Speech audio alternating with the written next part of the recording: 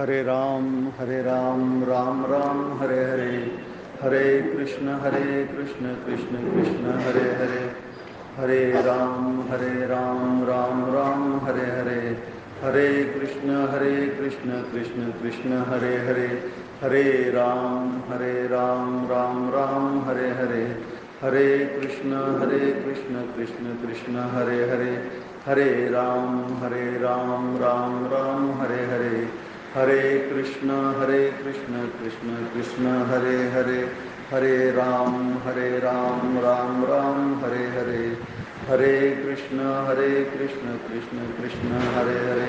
जय जय रघुवीर समर्थ।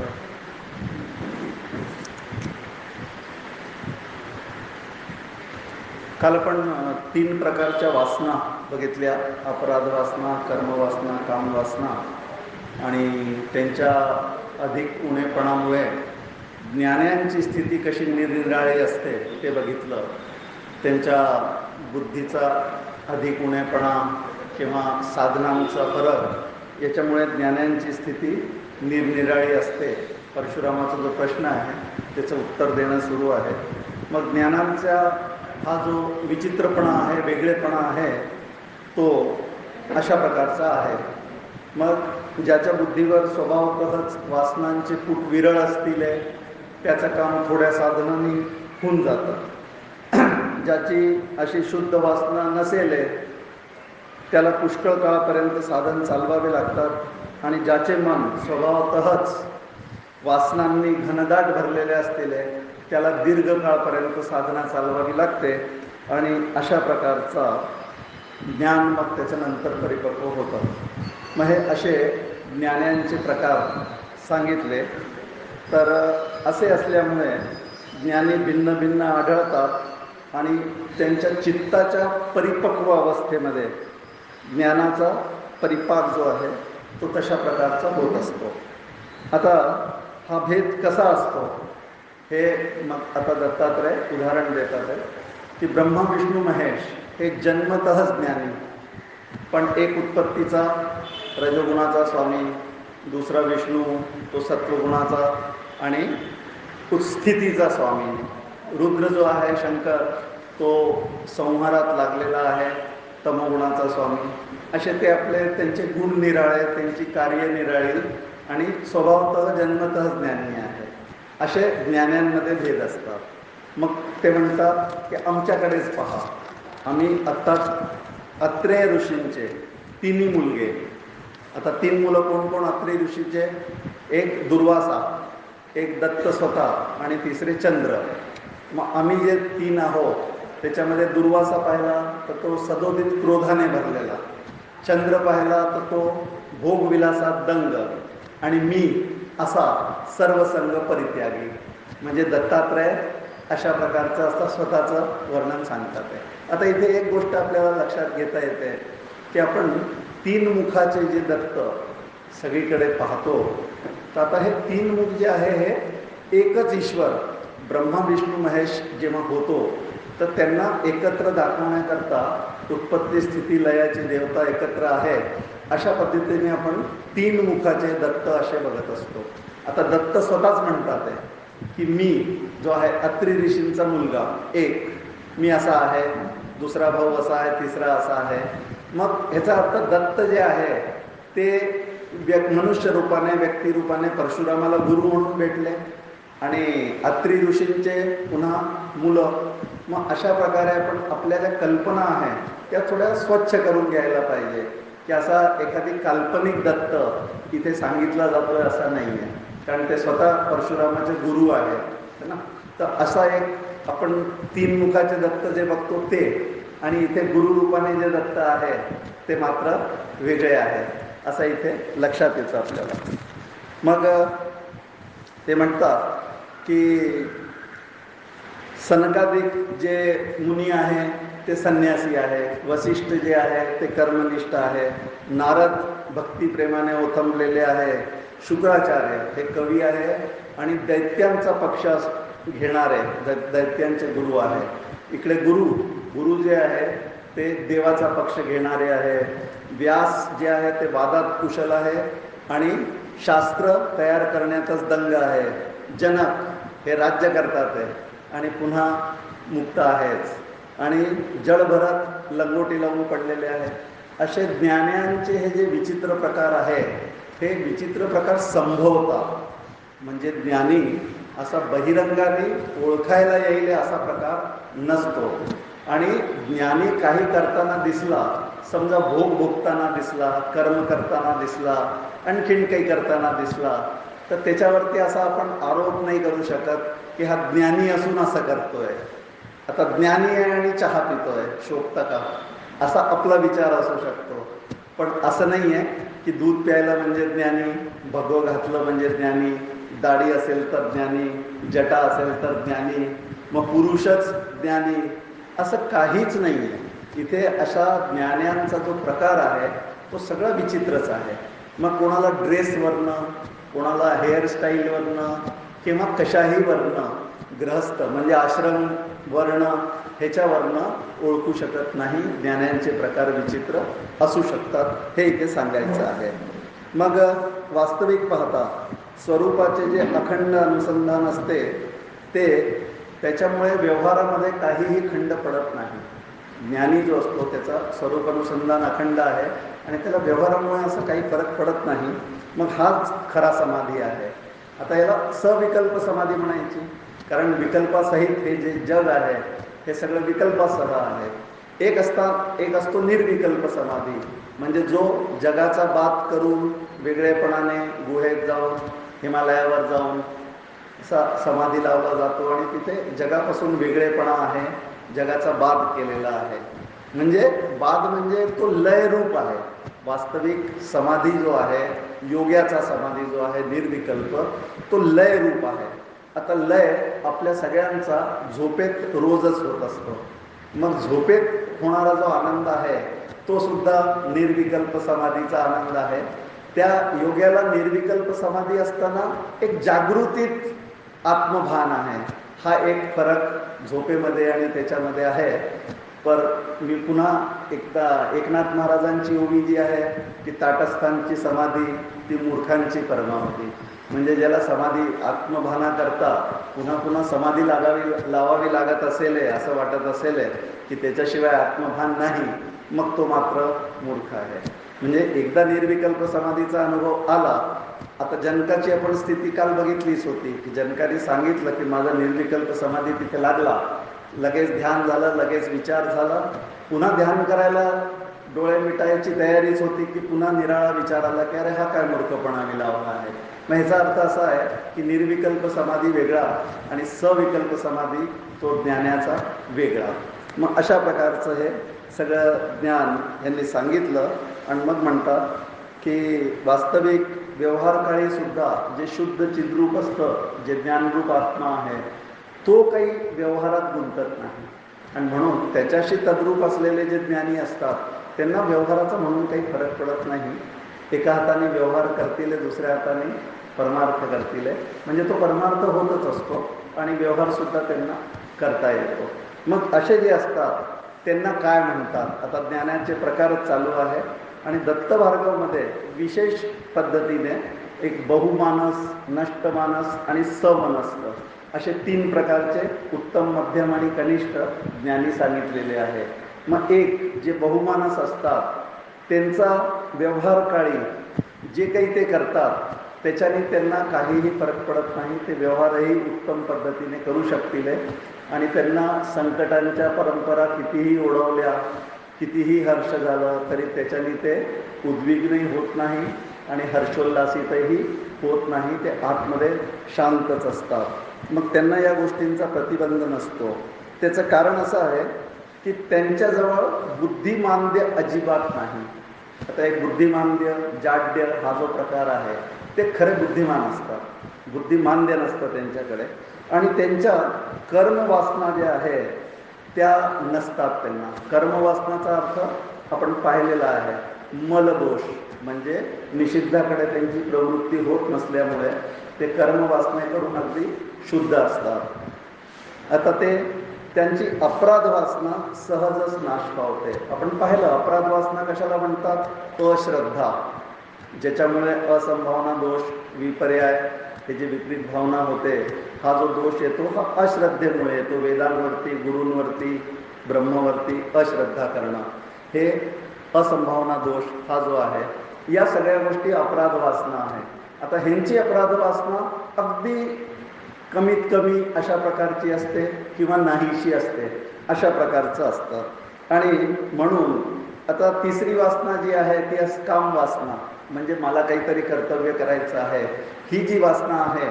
आता ही ह्यांच्यामध्ये जरी प्रबल असली आणि ते काम जरी करत राहिले, तर त्यांच्या या दोन वासना दुर्बल असल्यामुळे, ही जरी असली तरी हे व्यवहार आरामात करू शकतात या वासनेमुळे, की काहीतरी करायचं आहे. मग ते काय करतील? संप्रदाय पुढे वाढवतील, अभ्यास करतील, करवतील, अनुग्रह देतील, शिष्यांना सगळ्या प्रकारचं साधन समजावून पुन्हा पुन्हा सांगतील. आता हा सगळा जो भाग आहे हा त्याच्यातून शक्य आहे त्यांना. मग ह्यांच्यावरती कोणताही प्रतिबंध नाही आणि म्हणून यांना वैराग्याधिकांचा फारसा उपयोग नाही आहे. कारण ते वैरागी होऊन काही विषय सगळ्या लोकांना जसा प्रिय असतो तसा यांनाही असू शकतो. मग एखादी चहा पिणारा असेल, एखादी कॉफी पिणारा असेल ना, मग आणखीन एखाद्याला सिगरेट, बिडी ह्याची सुद्धा वासना असू शकते. आता असे सुद्धा ज्ञानी आपल्याला पाहायला मिळतात. पण त्याच्यात त्या दुर्गुणामुळे, अवगुण जरी म्हटलं आपण त्याला, तर त्याच्यावरती काही फरक पडत नाही.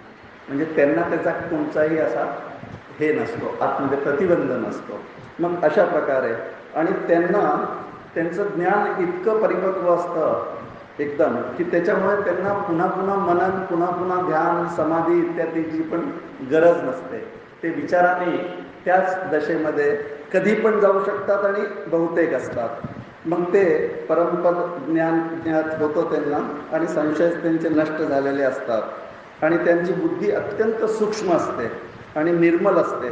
त्याच्यामुळे त्यांना काम आदिकांचा नाश करण्यासाठी पुन्हा वेगळे प्रयत्न काही करण्याची अशी उलट अभ्यास करावा लागत नाही. मग हा जो ज्ञानी आहे ह्याला बहुमानस असं म्हणतात. आता आपण राजा जनकांचं वर्णन बघितलं की राजा जनकांना विदेही असं म्हणतात. आता वास्तविक विदेह शब्द जो आहे तो देहरहित अवस्था जी आहे त्याला विदेह म्हणतात. त्याचा अर्थच आहे की देह ठेवला तर जो जीवनमुक्ताची ती दशा असते त्याला विदेही दशा म्हणतात. आता राजा जनकांना ही पदवी आहे विदेही जनक.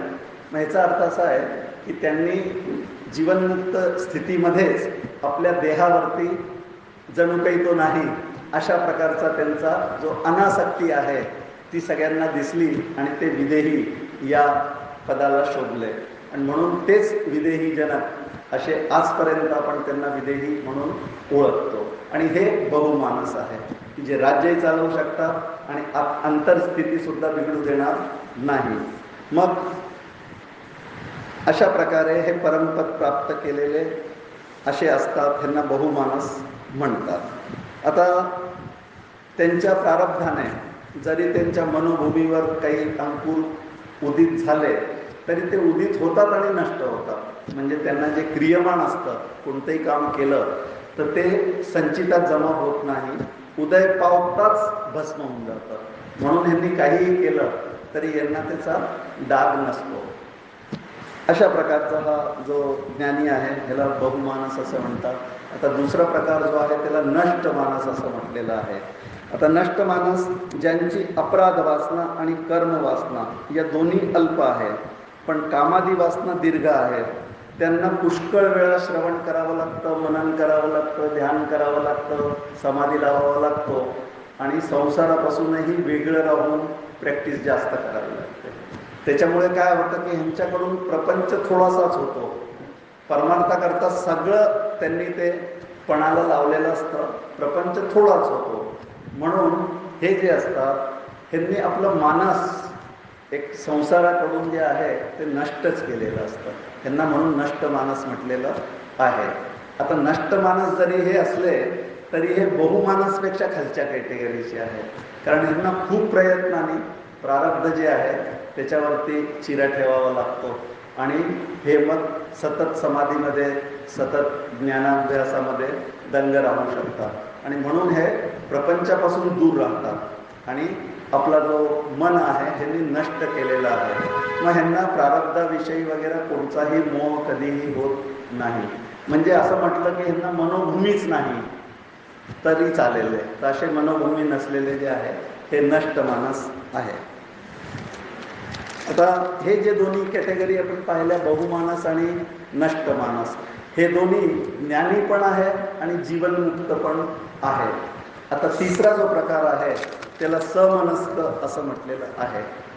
जे बहुमानस पण नाही आणि नष्ट मानस असण्याचा अभ्यास करतात आहे, पण ते नष्ट मानस होऊ शकले नाही, पण ह्यांना मध्ये ज्ञान झालेलं आहे. तरीही त्यांचं जे ज्ञान आहे हे देहांती ह्यांना मोक्ष देणारं असतं आणि म्हणून ह्यांना समनस्क असं म्हटलेलं आहे. प्रारब्धामध्ये होणारे सुखदुःख यांना कमी त्रास देतात, हे खरं आहे. कारण हे जसा एखादी डास झोपेमध्ये चावत असला तर परस्पर हातापायाकडून त्याची व्यवस्था लावण्यात येते, तसे हे विचारांनी त्याची व्यवस्था लावू शकतात. पण तरीही हे जे असतात ह्याचा जो अंत आहे, देहाचा अंत झाल्याशिवाय यांना मोक्ष मिळत नाही. ज्ञान झालेलं आहे पण जीवनमुक्त हे नाही. अशी ही तिसरी स्थिती अशी समनस्काची सांगितलेली आहे. मग अशा प्रकारे दत्तात्रय म्हणतात की आता हे तुला सगळे ज्ञानांचे मी सगळे प्रकार समजावून सांगितलेले आहे. ज्ञानांमध्ये वेगळापणा कसा संभवतो आणि त्याच विषयात पुढे आता ते म्हणतात, हा आता नवीन अध्याय 20वा देवीचा अवतार असा सुरू झालेला आहे. आता ते म्हणतात की एकदा असं झालं की सत्यलोकामध्ये ब्रह्मदेवाच्या सभेमध्ये सगळे ऋषी मुनी एकत्र झाले आणि ज्ञान चर्चा तिथे चालू झाली. सगळ्यांनी तत्वाची मीमांसा आपल्या आपल्या परीने चांगल्या पद्धतीने केली आणि ह्याच्यामध्ये भृगु ऋषी आहे, मोठे मोठे सगळे वामदेव आहे, नारद आहे, सगळ्याच प्रकारचे ऋषी मुनी तिथे एकत्र झालेले आहेत. मग आता हे सगळी चर्चा झाल्यानंतर त्यावेळी ऋषींनी एक प्रश्न ब्रह्मदेवाला विचारला की ब्रह्मदेवा आम्हाला हे सांगा की आम्ही जे सगळे आहोत हे निरनिराळ्या प्रकारचे ज्ञानी आहे.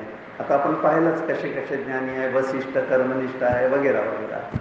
मग असं असताना यांच्यापैकी श्रेष्ठ कोण आहे? मग असं म्हटल्याबरोबर ब्रह्मदेवाला असं वाटलं की आता जरा फजितीचा वेळ आलेला आहे. कारण मी जरी यांना म्हटलं तर ह्यांची माझ्यावरती श्रद्धा जर नसेल तर हे म्हणतील की ब्रह्मदेवाचं मत आहे हा, म्हणजे पुन्हा ते अश्रद्धच राहतील. म्हणून यांचं उत्तर आपण महादेवाकडूनच त्यांना देऊ. म्हणून त्यांनी म्हटलं मला याचं उत्तर माहीत नाही आहे, तुम्ही हे महादेवाला आपण चालू त्यांना विचारलं. आता महादेवाकडे हे गेले, त्यांना प्रश्न केला तर महादेवाच्या सुद्धा लक्षात येऊन गेलं ब्रह्मदेवाला पाहून की हा जो प्रकार आहे तो काय आहे. मग त्यांनी म्हटलं, तिथे विष्णूही होते, मग त्यांनी असं ठरवलं की असं करू, आपण उत्तर देण्यापेक्षा ह्याचं उत्तर आपण श्रीदेवी म्हणजे विद्यादेवी जी आहे तिच्याकडूनच मागू.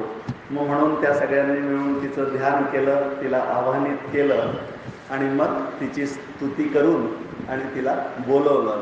आणि ती जी चिद्देवता आहे ती आकाशात शब्द रूपाने प्रगट झाली.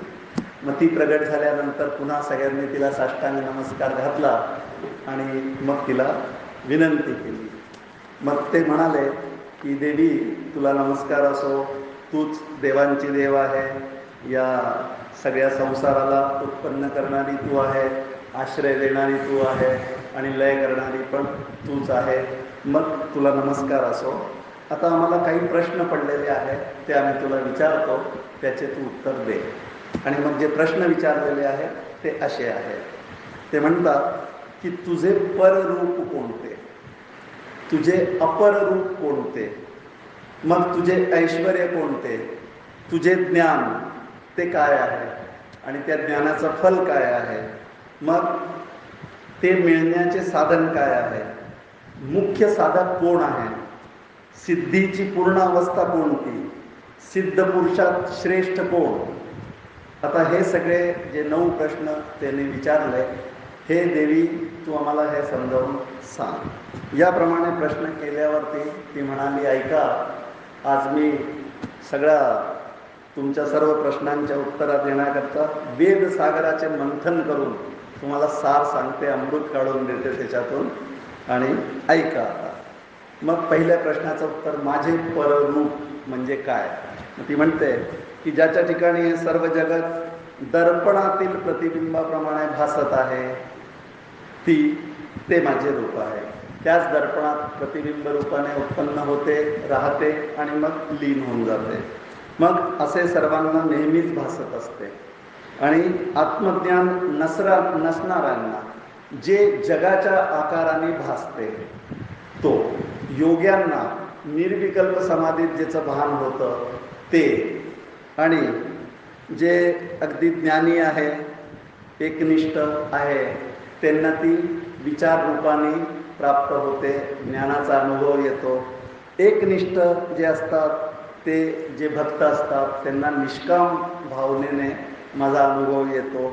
आणि अशा प्रकारे जे आहे देव आणि भक्त असे द्वैत ज्यासाठी ते उत्पन्न करतात ज्ञानी, असा ज्याला ईश्वर म्हणा, काही म्हणा तुम्ही, आणि दे इंद्रिय मन बुद्धी याचे अंतःसूत्र आहे आणि ज्याचे अभान कधीही होत नाही, असे शास्त्रावरून असं जाणण्यात येतं. तेच माझं पररूप आहे, श्रेष्ठ रूप आहे.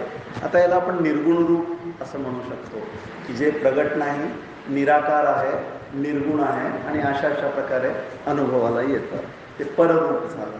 आता अपररूप कोणतं, त्याचं उत्तर, सर्व ब्रह्मांडाच्या पलीकडे असलेल्या अमृत समुद्रात जे रत्नांचे द्वीप आहे त्यातील एका कदंबाच्या उपवनात चिंतामणींनी बनवलेले एक सुंदर सुमनोहर मंदिर आहे. मग त्या ब्रह्मदेव, विष्णू, रुद्र, ईश्वर या चार आणि एक सदाशिवात्मक पृष्ठभाग असलेला एक मंचक आहे, 5चा मिळून. त्या मंचकावर विराजमान असलेली जी अनादी मिथुनात्मक मूर्ती आहे, शिवशक्ती रूप, नर काय म्हणतात त्याला, अर्धनारी नटेश्वर रूप, ते माझं अपर रूप आहे. तर तेच माझे अपर आहे. तसेच सदाशिव, ब्रह्मा, विष्णू, शंकर, गणपती, इंद्रादी दिग्पाल, लक्ष्मी इत्यादी शक्ती, वसु, रुद्रादी गण, राक्षस, देव, यक्ष, किमपुरुष, जे जे म्हणून पूजनीय आहे ते सगळे माझेच अपर रूप आहे. आता याला सगुण रूप आपण म्हणू शकतो. अशा पद्धतीचे ते आहे. आणि अशी मी सर्वत्र असून सुद्धा माझ्या मायेने मोहित झालेले पुरुष मला ओळखीत नाही, पण करतात ते माझीच सेवा. आणि मीही त्यांना त्यांच्या सेवेचं जे यथेच्छ असतं ते फळ देत असते. म्हणजे ये यथामाम प्रपद्यन्ते तास तथैव भजाम्यहम्, जे मागाल तेच मिळेल, पण ते मिळेल, अशा पद्धतीचं आहे. असं हे त्याचं फळ आहे. मग माझे ऐश्वर्य, आता माझे ऐश्वर्य अफाट आहे, अमर्याद आहे. कशाचेही साह्य न घेता मी एकच असून चित स्वरूपावर माझ्या अनंत जगताच्या आकाराने मी भासमान होते. आणि म्हणून हेच माझं ऐश्वर्य आहे. आणि अशी भासमान होताना सुद्धा मी माझ्या स्वरूपापासून मुळीच ढळत नाही. अशी दुर्घट गोष्ट घडवून आणणारे हेच माझे ऐश्वर्य आहे. दुर्गे दुर्घट भारी है ना. आता इथे दुर्घटता जी आहे दुर्गेची, तेच तिचं ऐश्वर्य आहे, आत्ता जे सांगण्यात आलेलं आहे. आता मी सर्वांना आश्रय आहे, सर्वांच्या अंतर्यामी आहे आणि पुन्हा मी संगरहित आहे. सगळे माझ्यात असतील पण तरीही मी संगरहित आहे. मी सगळ्यांच्या ठिकाणी आहे, पण मी कोणाचाही संग केलेला नाही. असंग असंगोयम पुरुषाः अशी श्रुती आहे. म्हणजे हा जो ब्रह्म आहे हा असंग आहे. मग अशा पद्धतीचा आहे. आणि मीच नित्यमुक्त असून सुद्धा पुन्हा पुन्हा मुक्त होते, पुन्हा पुन्हा बद्ध होते. शिष्य रूपाने मीच सद्गुरूंकडे जाते आणि पुन्हा ज्ञान संपन्न होऊन पुन्हा पुन्हा ज्ञान घेते. आणि हा सगळा जो गुरु शिष्य नातं, हे सगळे जे व्यवहार आहे ते मीच करते. अशा प्रकारे मी आत्मस्वरूपाला विसरून पुष्कळ काळ संसारात गुंतून असते, पुन्हा आत्मस्वरूप जाणते आणि अशा प्रकारे मुक्त होते. मग असे माझे नाना ऐश्वर्य आहे. माझ्या ऐश्वर्याच्या एका लेशाने सुद्धा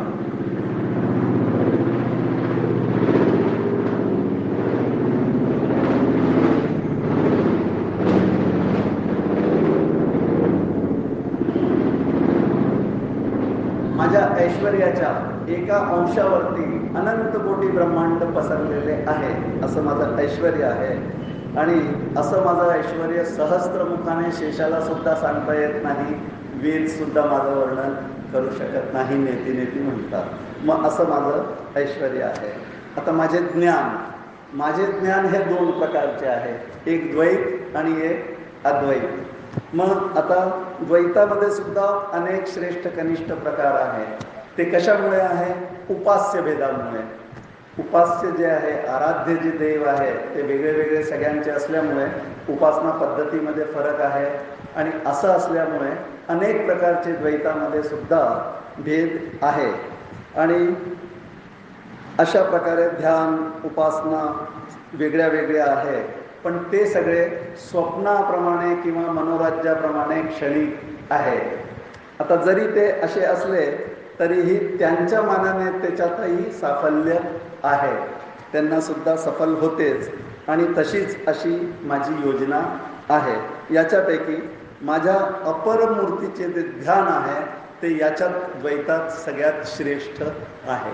म्हणजे अनादी जी मिथुनात्मक मूर्ती आहे त्याचं ध्यान करणं हे जास्त श्रेष्ठ आहे, असं तिचं म्हणणं आहे.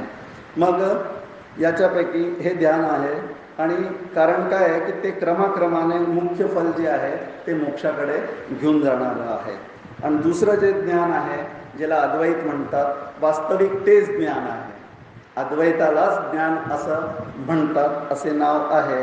आणि मग विद्यादेवीची आराधना केल्या वाचून ते कोणालाही आजपर्यंत प्राप्त झालेलं नाही आणि होणारही नाही. म्हणून जे केवळ परमचैतन्य तेच अद्वैत विज्ञान. आणि त्याच्या शुद्ध अवस्थेचे ज्ञान झाले म्हणजे द्वैत भावनेची निवृत्ती होऊन जाते. आणि अशाला मग पुन्हा कोणतंही दुःख होत नाही, दुःखाची अत्यंतिक निवृत्ती होऊन जाते. आणि हेच माझं स्वरूप आहे. मग एखादी दात पडलेल्या सर्पाप्रमाणे, विष काढलेल्या सर्पाप्रमाणे तो सर्प जरी राहिला तरी त्याच्यातलं विष निघून गेलेलं आहे, अशा प्रकारची जीवन पद्धती होऊन जाते, दुःख रहित असं म्हणायचं आहे. आता माझं फल काय आहे जे तुम्ही विचारलं, तर दुःखांचा नाश हेच फलरूप आहे. मग त्याच्याने काय होतं? निर्भय अवस्था प्राप्त होती, कधीही पुन्हा भयभीत होण्याची पाळी येत नाही. कारण अद्वैत शब्दाचा अर्थ एकमेव अद्वितीय असा आहे. आता जिथे एक आहे तिथे भय नाही. द्वितीयाद्वैत भयं भवति. दोन असल्यामुळेच भय होतं. कारण भयाकरता कोणीतरी दुसरा भयानक असला पाहिजे, भयभीत होणारा असला पाहिजे, म्हणजे द्वैत असलं पाहिजे. म्हणून द्वैतात भय आहे, मात्र अद्वैतात निर्भयता आहे. म्हणून पुन्हा भयभीत होण्याचं पाळी त्याला येत नाही. आणि अशा प्रकारे सूर्योदय झाल्यानंतर जसा अंधकार पळून जातो तशाच प्रकारे सर्व दुःख माझ्या ज्ञानाने फलरूपाने पळून जातात. आता हे माझं फल आहे. आता साधन म्हटलं तर खरा मोक्ष प्राप्त होण्याला त्या संबंधात तत्परता हेच फक्त मुख्य साधन आहे. तत्परता म्हणजे तीव्रता, मोक्षाची इच्छा तीव्र असणं म्हणजे मुमुक्षा, हेच मुख्य साधन आहे. तत्परता जर विशेष नसेल तर हजारो साधनं जरी केली तरी ती व्यर्थ झाल्यासारखी होणार. आणि एक तत्परता मुख्यत्वाने जर खूप चांगली असेल तर साधन खूप कमी लागले आणि पटकन त्याचं काम होऊन जाईल. अशा प्रकारचं माझं हे साधन संबंध आहे. आता पुन्हा म्हणजे सारांश हे आहे की तत्परता हेच ज्ञानाचे मुख्य लक्षण आहे.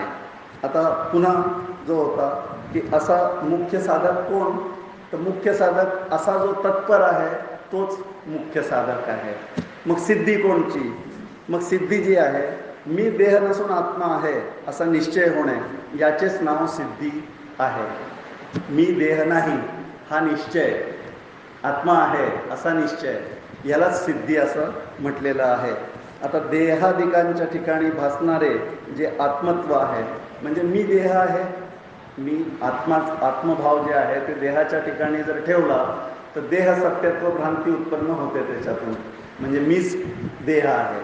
मग मी देह आहे अशी जी बुद्धी होते ती मग जेव्हा निर्मल होते त्याच्याशिवाय सिद्धी होत नाही. म्हणून तो भाव जावा लागतो आणि मग जे मिळालेलं असतं त्यालाच सिद्धी असं म्हटलं आहे. आता आत्म्यासंबंधी सर्वांचाच निश्चय आहे. सगळेजण आहे रूपाने आपल्याला जाणतातच, म्हणून आत्म्याचा निश्चय सगळ्यांचाच आहे. पण तो देहावरती आश्रित आहे. म्हणजे सगळ्यांना देहरूपाने मी आहे असा जो अनुभव आहे तोच त्यांचा जो अज्ञान आहे. मग ते जर गेलं तर सिद्धीच आहे. मग अशा पद्धतीने ही महान जी अनर्थ परंपरा अज्ञानामुळे ओढावली आहे ते फक्त देहादिकांना भासित करणे याच्यावरतीच आहे. आणि तोच जो केवळ चैतन्य आहे तो जर जाणून घेतला तर सिद्धी प्राप्त झाली. अच्छा, ह्याच्याशिवाय ज्या अष्टमहासिद्धी नावाने प्रसिद्ध आहे त्या सगळ्या संसारातल्या आहे. म्हणजे ते देऊन देऊन काय देणार आहे, या जगतातलं देणार आहे. आणि जगत वास्तविक सत्य नाही आहे, त्याच्यामुळे सिद्धीतून मिळणाऱ्या गोष्टी सत्य नाही आहे. म्हणून शहाण्या माणसाने सिद्धींच्या नादी लागू नये, स्वतःही कमवायला जाऊ नये. ज्यांनी कमवलेली असेल आणि तो बाजार उघडून बसला असेल त्याच्याही नादी लागू नये. अशा प्रकारचा एक इथे संदेश आपल्याला मिळून जातो. मग उत्तम सिद्ध कोण आहे, तर ज्याला सिद्धी प्राप्त आहे अशा प्रकारची, म्हणजे कोणची, मी देह नाही मी आत्मा आहे, ही सिद्धी आहे. मग ही जी सिद्धी अद्वैत सिद्धी ज्याची झालेली आहे त्याचीच तोच उत्तम सिद्ध आहे. आणि अशा प्रकारे मी तुमच्या सगळ्या प्रश्नांचे उत्तरं दिलेले आहे असं ती देवी म्हणते. आणि त्या विद्यादेवीने असे सांगून आपले भाषण पूर्ण केले. आणि त्या मुलींचे जे काही प्रश्न होते, मग एक प्रश्न त्याच्यातला राहिला अजून, उत्तम सिद्ध कोण, श्रेष्ठ सिद्ध कोण. तर ती म्हणाली श्रेष्ठ सिद्ध आणि कोणी नाही, मीच आहे, असं उत्तर देऊन तिने सगळ्यांचा जो भ्रम आहे तो नाहीसा केला. आणि अशा प्रकारे ती म्हणाली की मुलींनो, मी तुमच्या सगळ्या प्रश्नांची उत्तर दिलेली आहे. तर दत्तात्रय म्हणतात, परशुरामा, ही मी तुला विद्यागीता सांगितली. आता ही जी विद्यागीता आहे हिचं जर श्रवण केलं तर पापांचा संचय नष्ट करते. तिचा चांगला विचार केला तर ती स्वानंद साम्राज्याचे दान करते. ही साक्षात विद्येने सांगितलेली असल्यामुळे फार थोर या योग्यतेची आहे. तिचे नित्य पठण करणारा जो आहे तो संतुष्ट होऊन स्वतः आत्मस्वरूपात राहतो, स्वस्वरूपाचे ती ज्ञान करून देते. अशा प्रकारे परशुरामा संसार सागरात बुडणाऱ्यांना ही एक उत्कृष्ट नौका आहे असं म्हणून देवीचा अवतार पुन्हा अंतर्धान झाला आणि मुनींचे प्रश्न मिटले. सभा समाप्तीची घोषणा झाली. पुढे ब्रह्मराक्षस त्याची भेट असा पुन्हा एक शीर्षक आहे. आता हे शीर्षक सगळे असे मजेदार असतात, म्हणजे आपल्याला जिज्ञासा वाटते की आता काय होणार आहे पुढे, है ना.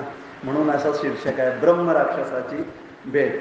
आता येथवर केलेल्या बोधाने परशुराम अविद्येच्या भ्रांतीजालातून बाहेर पडला, म्हणजे त्याची अविद्या संपली, बहुतेक तो मुक्त झाला. दत्तात्रयांना ज्ञानाचे अत्यंत निश्चित आणि सुलभ साधन तो विचारू लागला आणि म्हणाला की तुम्ही आत्तापर्यंत जे काही सांगितलं त्याचं मला सार सांगावं अशी इच्छा आहे. म्हणजे त्याच्या योगे मला ज्ञानांची ओळख होईल. मग ते कसे असतात आणि कसे नसतात याचा मला विचार करता येईल.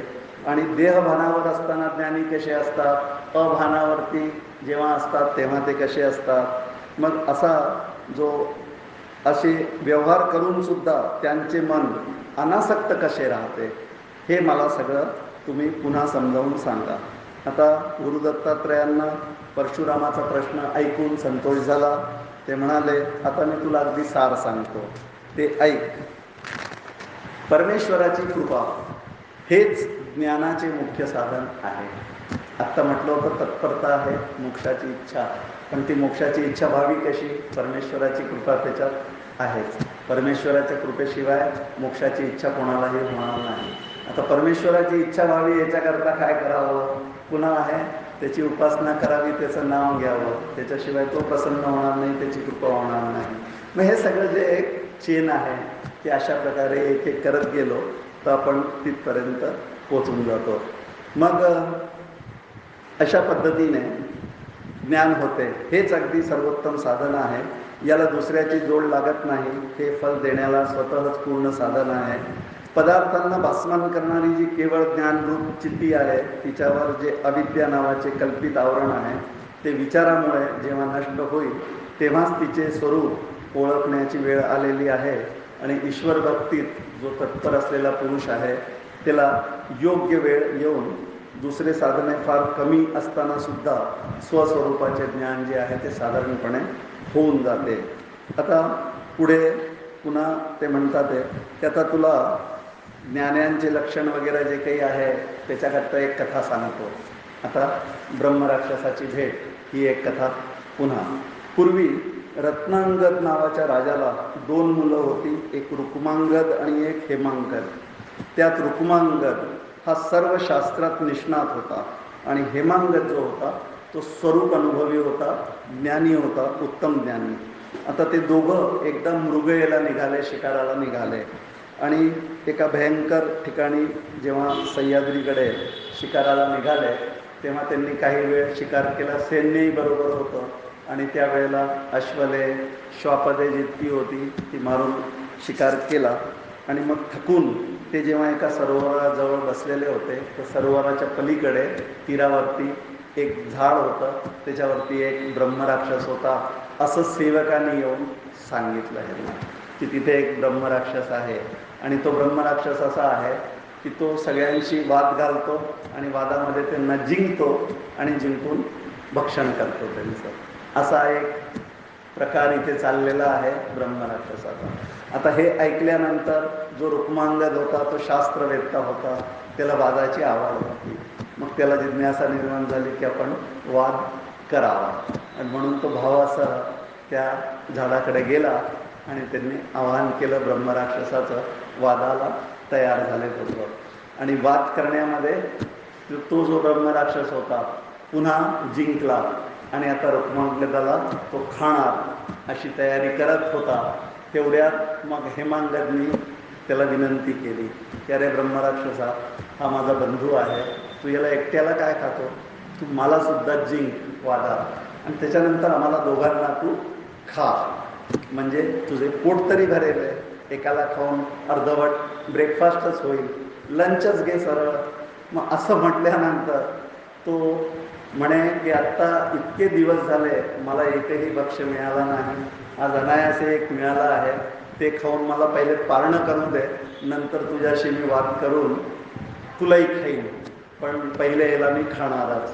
मग असं पाहून पुन्हा यांनी एकदा त्याला विनंती करून पाहिली की अरे मी सांगतो, तुला ह्याच्याऐवजी काही मोबदल्यात पाहिजे असेल तर ते तरी सांग, म्हणजे मग मी तुला तुझ्याशी वाद करतो, ह्याला तू सोडून दे तात्पुरता. मग असं म्हटल्यानंतर त्याला काहीतरी आठवलं ब्रह्मराक्षसाला. मग तो तयार झाला की ठीक आहे, माझ्याजवळ एक प्रश्नावली आहे, तू जर त्या प्रश्नांचं मला उत्तर दिलं आणि ते बिनचूक असेल तर मी याला सुद्धा सोडून देईन, तुला तर खाण्याचं गोष्टच नाही आहे, याला सुद्धा सोडून देईन. आणि अशा प्रकारे आता प्रश्नोत्तरी सुरू झाली. आता हे जे प्रश्नोत्तर आहे हे असे क्विक राऊंड असतो, रॅपिड फायर अशा प्रकारचा आहे. प्रश्न उत्तर, प्रश्न उत्तर, नो एक्सप्लेनेशन. बस त्यांनी विचारलं आणि पटकन उत्तर द्यायचं आहे. त्याच्यावरती असं काही लांबड लावायची नाही आहे जसं आत्तापर्यंत आपण लावली. फक्त एक प्रश्न, त्याचं एकच उत्तर.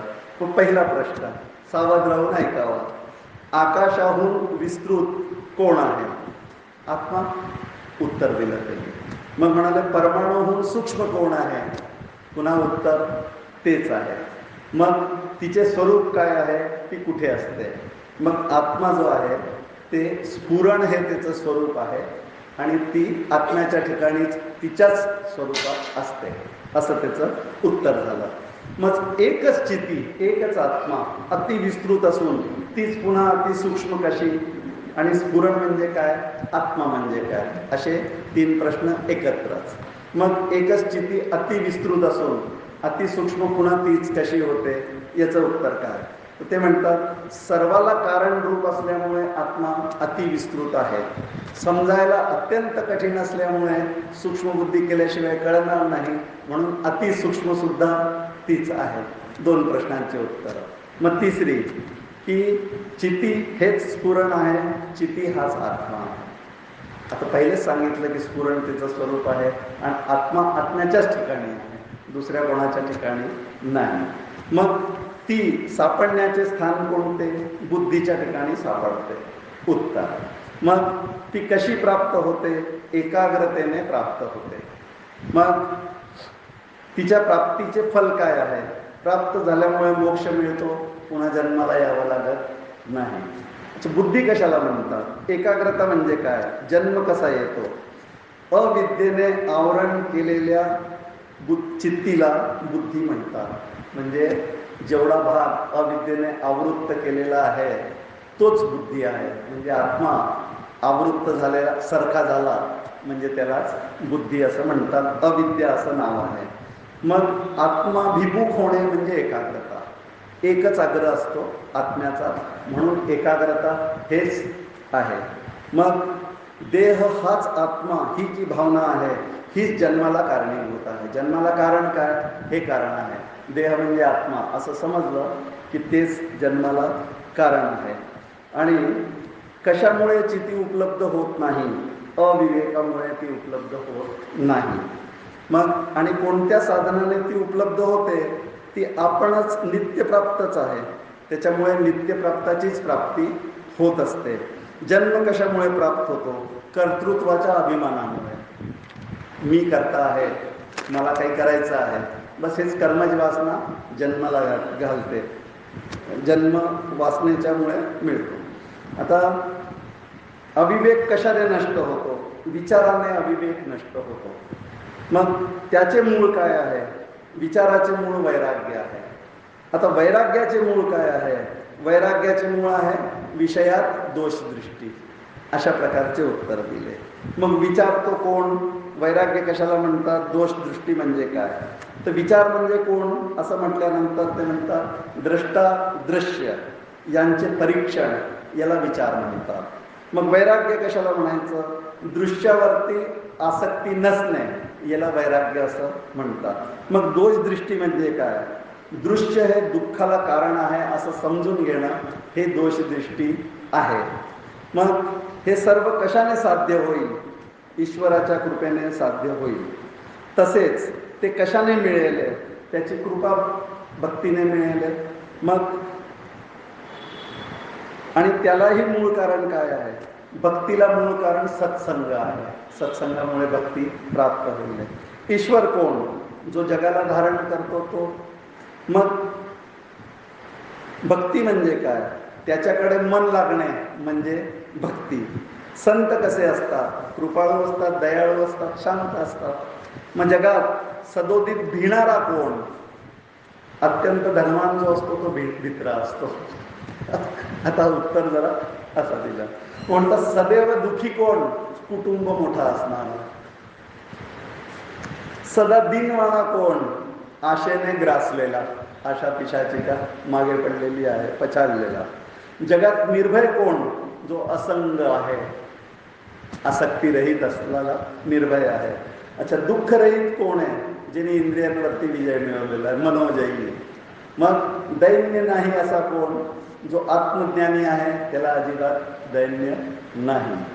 मग ज्याचे लक्षण करता येत नाही तो कोण, जीवनमुक्त आहे, ज्याचे लक्षण करता येत नाही.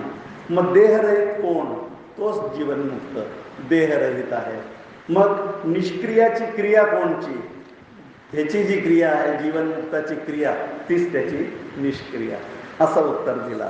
मग जगात आहे आणि नाही असं काय आहे, तोच आत्मा. जगात आहे पण नाही असं वाटतं. मग एक दृक वस्तू जी आहे तीच आहे. मग अत्यंत असंभव कोणाचा आहे? या दृश्य जगताचा. अशा प्रकारचे उत्तर यांनी दृश्य व्यवहाराचा अत्यंत असंभव आहे अशी इतकी बिनचूक उत्तरे दिल्यानंतर त्या ब्रह्मराक्षसाला संतोष झाला आणि मग त्याने रुक्मांगदाला सोडून दिले आणि तो सुद्धा ब्राह्मण वेशात आपल्या मूळ वेशात येऊन गेला, ब्राह्मण वेशात आला. आता असं आल्यामुळे मग यांनी विचारलं की अरे ब्राह्मणा, तू असा ब्रह्मराक्षस कसा झाला? मग त्यांनी सांगितलं की पूर्वी मी वसुमान नावाचा मगध देशामध्ये अत्यंत विद्वान असा ब्राह्मण होता, म्हणजे आहे असं तो म्हणाला. माझी कीर्ती सगळीकडे ज्ञानामुळे होती, त्याचाच मला गर्व झाला. गर्व झाल्यामुळे मी कोणाशीही वाद घालायचो आणि त्याला ज्ञानात परास्त करायचं, बस एकच उद्देश होता. एकदा आत्मअनुभवी ज्ञानी अष्टक मुनी माझ्या समोर आले आणि मी त्यांना त्यांची जी प्रश्न होते उत्तरं होती प्रश्नांची ती मी स्वीकारलेली नाही आणि त्यांना पराजित असं घोषित केलं, म्हणजे चुकून अशा पद्धतीने. तर त्याच्यामुळे काय झालं की त्या मुनींनी तर मला काही नाही केलं, पण त्यांचा जो शिष्य होता तो क्रोधाने भरला आणि मला त्यांनी शाप दिला की जा गर्वी ब्राह्मण, तू ब्रह्मराक्षस होशील. आणि मग ब्रह्मराक्षस होणार अशी भीती वाटली म्हणून अष्टक मुनींना यांनी म्हटलं की मला उशाप द्या. मग त्यांनी उशाप म्हणून काय दिलं की मी जी उत्तरे तुला दिली होती ती अगदी बरोबर होती, आता तू ज्याला कोणाला विचारशील ही प्रश्ने आणि ह्याची हीच उत्तरे जो दिले तेव्हाच तू मुक्त होशील, त्याच्याशिवाय तू मुक्त होणार नाही, असा उशाप मिळाला. आणि आज तो अशा उशापातून मुक्त झाला. मग त्याच्यानंतर त्यांनी अजूनही ब्राह्मण रूपाने अनेक प्रश्न त्या हेमांगदाला ज्ञानाला केले आणि त्याची उत्तरही त्याला मिळाली. नंतर तो आपल्या गावाला गेला. पण इन द मीन टाईम त्यांनी काय विचारलं हेमांगदाला? मग हे पुन्हा परशुरामाला वाटलं की दत्तात्रयांना विचारावं की त्या वसुमन जो ब्राह्मण होता त्यांनी त्याला हेमांगदाला कोणची प्रश्न विचारली, मला ऐकायची आहे. दत्तात्रय म्हणतात ऐक. आता त्याचं नाव आहे सारांश काय. आता हा 22वा अंतिम अध्याय, माहिती आहे, सारांश आहे. तर ही राक्षसाची कथा ऐकल्यानंतर परशुराम म्हणाले महाराज त्या शापमुक्त ब्राह्मणाने पुढे काय विचारले ते सांगा. दत्तात्रय म्हणाले ऐक, त्याने जो प्रश्न केला आणि त्याचे जे उत्तर मिळाले ते सांगतो. मग आता प्रश्न आहे वसुमंताचा ब्राह्मणाचा की हेमांगदा, तू असा तत्वज्ञाता आहे आणि तुझी जी स्थिती आहे ती अशी कशी म्हणजे तू व्यवहार कसा करतोस? तू आहे ज्ञानी आणि ज्ञानीला व्यवहार कसा संभवतो असा त्याचा प्रश्न आहे. तो म्हणतो की प्रकाश आणि अंधार याचं कसं काय मिश्रण एकाच जागी आहे? ज्ञान प्रकाश असलेला तू आणि हे अंधाराने भरलेलं अज्ञानाने भरलेलं जग, ह्याच्यामध्ये तू वावरतो कसा? मग हा प्रश्न आहे. ह्याचं उत्तर त्यांनी द्यायला सुरुवात केली की तुला अजूनही आत्मस्वरूप कळलेलं नाही. मी तुला सांगतो, आत्मस्वरूप ज्याला कळलेलं असेल त्याला या व्यवहाराने काय होणार आहे? ज्याला ज्ञान झालेलं आहे त्याला हे सगळं जे आहे दोन्ही तिन्ही प्रकारांनी कळतं. एक असं की हेच नाहीच म्हणूनही त्याचा प्रभाव पडत नाही. दुसरं असं की हे सत्य नाही, मिथ्या आहे, क्षणिक आहे म्हणून त्याच्यावरती त्याची अनासक्ती असते. दुसरा प्रकार झाला. तिसरा प्रकार म्हणजे हे मीच आहे, सर्वरूप ब्रह्मरूप मीच आहे, तर हे जगत सुद्धा माझ्याहून वेगळं नाही. मग या तिन्ही पद्धतीने विचार करता अशा पद्धतीने सगळीकडे मीच आहे, मीच भरलेलो आहे, तर मला त्रास कोणाकडून होणार? आणि मग ज्ञानाची जी स्थिती असते ती कशी बिघडणार? म्हणून याचा काही प्रभाव माझ्यावरती पडत नाही. हे तुझ्या प्रश्नाचं मी उत्तर दिलं. मग दुसरा प्रश्न त्याने विचारला की सर्व विकल्परहित जे संवेदन तेच आत्मस्वरूप. आपण बघितलं इथे पूर्वाध्यायांमध्ये की संवेदन रहित जे विकल्परहित असे जे संवेदन सर्व विकल्परहित जे संवेदन त्याला आपण आत्मा असं म्हटलेलं आहे. पण निसंकल्प अवस्थेचा त्याग करून सविकल्प अवस्थेमध्ये आल्यानंतर होताना त्या ज्ञानी पुरुषाचा जो भ्रम निवृत्त झालेला आहे तो त्याला पुन्हा कसा नाही होणार. आता प्रश्न पहिल्या प्रश्नावरतीच आधारलेला आहे की तो व्यवहार करतोच कसा. म्हणजे एकदा तो भ्रम निवृत्त त्याचा झालेला आहे की हे संसार जे आहे ते कसं सत्य आहे असा भ्रम पहिले असतो, नंतर तो निवृत्त झाला म्हणजे ज्ञानी झाला. आता तो पुन्हा व्यवहार करतो याचा अर्थ त्याला पुन्हा भ्रम झालेला आहे. अशा पद्धतीचा त्याचा प्रश्न आहे. मग असं कसं की एकदा भ्रम झालेला निवृत्त तो पुन्हा कसा होणार नाही हे मला तू समजावून सांग.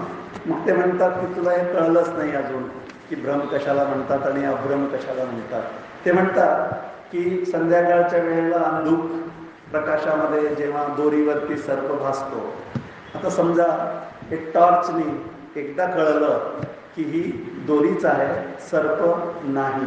मग त्याच्यानंतर टॉर्च जरी बंद केला आणि तिकडे सर्प जरी भासला तरी त्याचा आतमध्ये हा निर्णय असतोच की काय आहे, दोरी आहे, सर्प नाही. दुसरा उदाहरण देऊन सांगितलं की आकाश जे आहे वास्तविक त्याची जी निलिमा आहे ती निलिमा जी आहे ती भ्रमित आहे. म्हणजे आकाशाला काही निळा रंग नव्हे, तो प्रकाशामुळे भ्रम असा उत्पन्न झालेला आहे. आता अज्ञानी लोकांना आकाश हा निळाच वाटतो म्हणून निळा आकाश असंच ते नील गगन असंच त्याला म्हणतात. पण जो ज्ञानी आहे त्याला हे माहिती आहे की हा आकाश जो आहे, आकाश तर सगळीकडे आहे ना. आता आपल्यामध्ये सुद्धा आकाशाचा आहे, पोकळी आहे, त्याच्याचमुळे शब्द जो आहे तो प्रवास करतो इकडून तिकडे. म्हणून शब्द हा आकाशाचा गुण आहे असं जे म्हणतात ते आकाश निळ्या रंगाचं नाही असं ज्ञान ज्याला होतं तो त्याला आकाश दिसताना निळच दिसेल. पण त्याच्या आतला जो भ्रम आहे तो तर पहिलेच गेलेला आहे की हे आकाश निळं नाही. त्याला तलमलिनता असं म्हणतात शास्त्रीय भाषेमध्ये. तलमलिनताचा आरोप असा. अज्ञानी त्याच्यावरती तलमलिनतेचा आरोप करतात आणि ज्ञानाला मात्र माहिती आहे की ते तलमलिन नाही. अशा प्रकारचा आकाश आहे. म्हणजे याचा अर्थ असा की एकदा भ्रम निवृत्त झाला की तो पुन्हा होणार नाही. हे तुझ्या दुसऱ्या प्रश्नाचं उत्तर दिलं. मग तो म्हणतो की हे कसे काय, ज्ञानांचे कर्म मुळीच संभवत नाही. आता ते म्हणतात की ज्ञानी एकदा त्याचे कर्म सगळे भस्मसात होऊन जातात.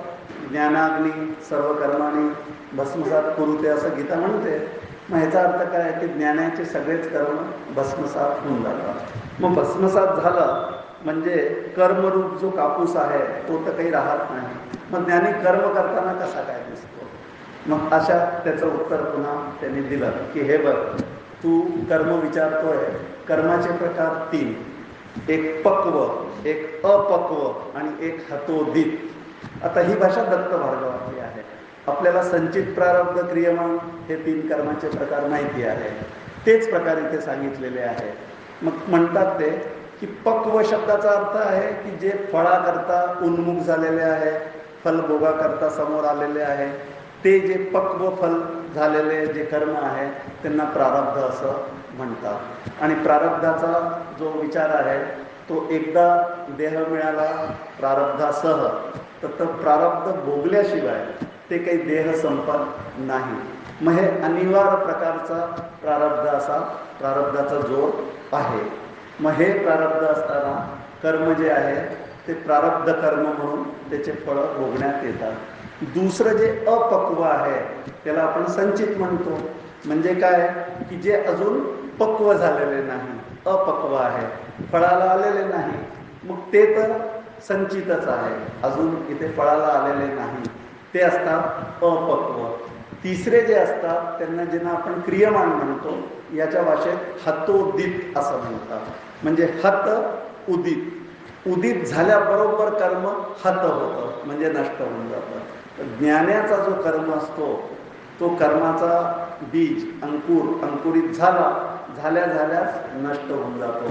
तो फळ द्यायला समर्थ असत नाही म्हणून त्याला हतोदित असं म्हणतात. आपल्या भाषेत आपण गीतेच्या भाषेत क्रियमान स्वातंत्र्य म्हणतो त्याला.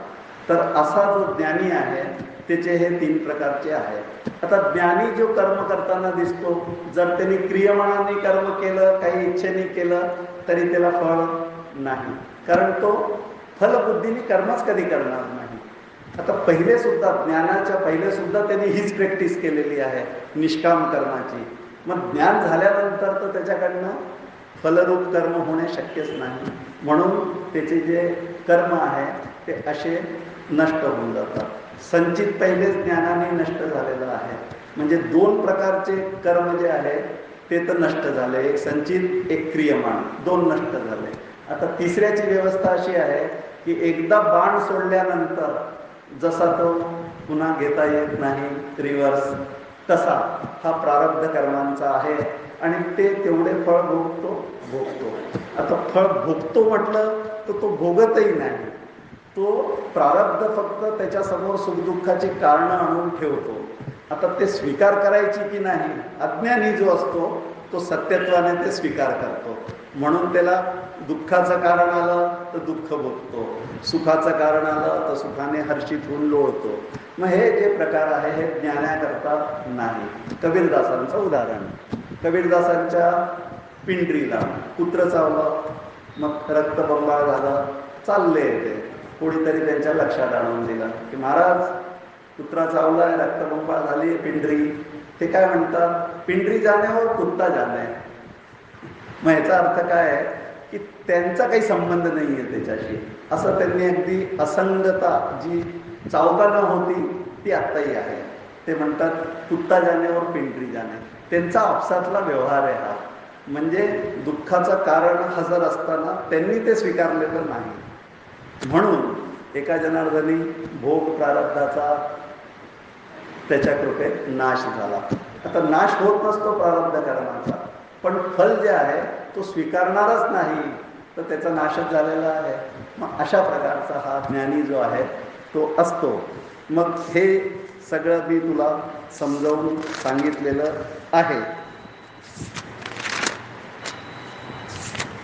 आता एवढं सगळं उत्तम रीतीने जाणून घेतल्यानंतर पुरुषाला पुन्हा केव्हाही मोह करण्याची वेळ येणार नाही. हे दत्तभार्गव संवाद. आता हरितायन ऋषी म्हणतात, आता जिथून आपण सुरुवात केली होती, नारदाला हरितायन ऋषी म्हणाले की हे मी तुला सांगतो. आता ते काय सांगतात ते, नारदा असा हा श्री दत्तभार्गव संवाद सरळ आणि शुद्ध असून युक्तिवाद आणि प्रत्यक्ष अनुभव यांनी भरलेला आहे. त्यामुळे याचे श्रवण केल्यावर कोणाचाही अज्ञानजन्य मोह निसंशय नष्ट होईल. आणि अथवा याचे श्रवण करूनही जर एखाद्याचा मोह शमन पावणार नाही तर तो पुरुष एक दगडाची मूर्तीच म्हटला पाहिजे. आता मनाला जाऊन घेऊ नये आपण. हरितायन ऋषींनी नारदांना सांगितलं आहे ते. मग त्याला दुसऱ्या तरी कशाने ज्ञान होणार आहे? दत्तभार्गव श्रवण करूनही ज्ञान नाही झालं तर आणखीन कशाने ज्ञान होणार आहे? असं हरितायन ऋषी आपल्या ग्रंथाचं मार्केटिंग करतात, ते महत्त्व सांगतात ते. मग म्हणतात नारदा हे एक वार श्रवण केले तरी दृढ ज्ञान प्राप्त करून देईल. क्वचित एखाद्या मंदाला 2-3दा श्रवण करावं लागेल. याचे श्रवण अर्थातच ज्ञानदायक आहे आणि पुण्यकारक आहे. हा ग्रंथ जवळ ठेवल्यास आदराने अवलोकन जर केलं तर दृष्टीचे दोष नष्ट होतील, संसाराकडे पाहण्याची नजर बदलेले, आणि नेहमीच पूज्यभाव जर ठेवला तर चित्ताची शुद्धी होईल. सर्वदा परिशीलन करीत राहिले तर बुद्धीचे जाड्य नष्ट होईल. म्हणजे बुद्धीचं मांद्य जे आहे, बुद्धीला आकलन शक्ती नसते तत्वाची, त्याला बुद्धीचं जाड्य म्हणतात, है ना, मंदबुद्धी म्हणतात त्याला. असं मेंटल रिटार्डेड आपण जसं म्हणतो व्यवहारात ज्याला म्हणतो, तर इकडे परमार्थ ज्याला समजत नाही त्याला बुद्धी जाड्य म्हणतात, बुद्धिमांद्य म्हणतात. असा प्रकार आहे. मग शेवटी सर्वांतर्यामी आत्म्याच्या निस्संदेह ज्ञान होऊन पुरुष सर्व बंधनातून मुक्त होईल. इति श्री दत्तभार्गव संवाद. आपण 7 दिवस अत्यंत प्रेमाने ऐकून घेतला. मला इथे बोलवून आपल्या लोकांबरोबर हे संवाद करायला मिळाला म्हणून आपण जे मला अवसर दिला त्याच्याकरता आपण सर्वांचा धन्यवाद. आयोजकांचा धन्यवाद, बोलवून आयोजित केलं म्हणून, आपण सगळं ऐकलंय म्हणून आपला धन्यवाद. हरितायन ऋषींनी नारदाला सांगितलं जसं की आपण माझ्यावर कृपा केली, तसं पुन्हा एकदा मी सांगतो की आपण सगळ्यांनी हे ऐकून माझ्यावर कृपा केली की ज्याच्यामुळे मी अभ्यास करून हे आपल्यासमोर मांडलं. आता अशा प्रकारे ह्याचा अभ्यास सतत करावा, ज्याने जे जे फळ आपल्याला प्राप्त जसे जसे व्हायचे आहे तसे होईल. त्याच्या जेरॉक्स कॉपी पण आपण 1-2 लोकांनी केलेले आहे, तिथे उपलब्ध आहे. तेव्हा आपल्याला जर वाटलं तर आपण त्याच्यावरनं जेरॉक्स करून ते मुळात वाचावं, त्याचा विचार करावा. न समजलं तर आहे